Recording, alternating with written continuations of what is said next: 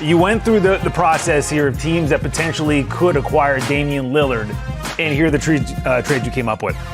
Yeah, what I found, Bill, is it's a lot easier to do trades on the trade machine than in real life. This is a fun exercise. You don't actually have to deal with other teams and players and owners and all that.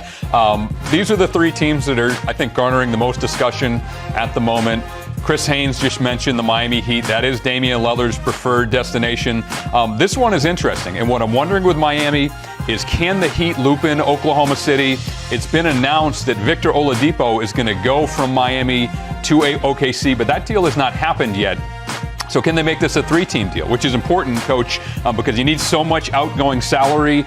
Portland, if you're trading out a player like Lillard, you want good value back. You also want good contracts back. You don't want a bunch of money and players that you don't have a role for. Oladipo is injured at the moment.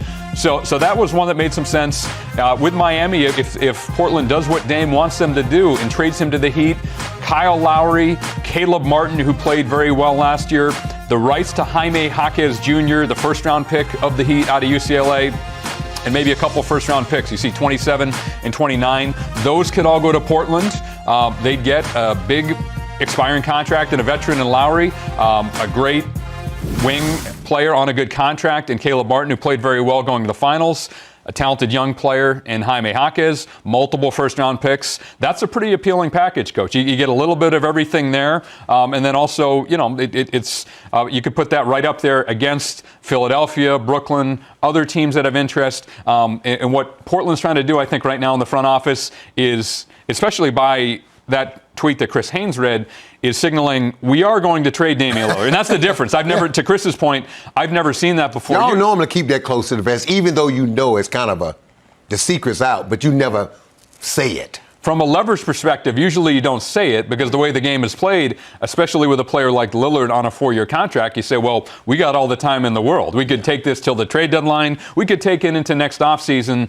I think because of who Damian Lillard is, what he has done for that franchise and that community, Joe Cronin, the GM, and Jody Allen, the owner, they're treating him a little bit differently. So they're trying to be respectful of Dame, and they're also signaling, Coach, to the rest of the league, we're going to trade him, so bring us your best offers and bring him right away. When I heard Chris Haynes report that and say that he's never seen that done before, the first thing that came to my mind was like Portland saying, okay, it's open market. For them to make a statement like that, and you said they normally keep stuff like that close to the vest, they're saying bring in all your best offers. But Ryan, when you did this exercise, and I was looking on that board, and I saw what the package that the Clippers would put together, oh my goodness, not only it makes you a good team right now, and then what I love about it, in 28 and 30, and then you swap picks in 29, those are the picks you want because you think about it. Kawhi Leonard, with his injury history, where he is in age, Paul George, and Dame. So by the time you get to 28 and 30, the Clippers should be, hopefully,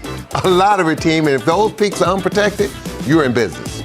The Clippers, for me, Sam and Bill, when I did this exercise, they probably had the best combination of, to Coach's point, and I know you prefer this as a coach. I'm a coach. Players to help you win, or at least try to win and stay competitive right now with Norman Powell, Terrence Mann, Ivica Zubac, Bones Highland. All those guys are on multi-year deals. You also get some pick assets down the road, Nabil, from 28 to 30. You kind of control the drafts for the Clippers. What will the Clippers look like then? I don't know. Paul George and Kawhi will be old and gray and not in their prime, so maybe there's some upside there. So I think that's something that Chauncey Billups and his coaching staff would like, a package like that helps them stay competitive. But again, it all comes down to what does Portland prioritize? Is it getting the best players in the short term? I think it's probably not, given how young their roster is. So I think it's going to be some combination of draft picks, young talent, and maybe a few veterans sprinkled in to help your team stay competitive in the short term.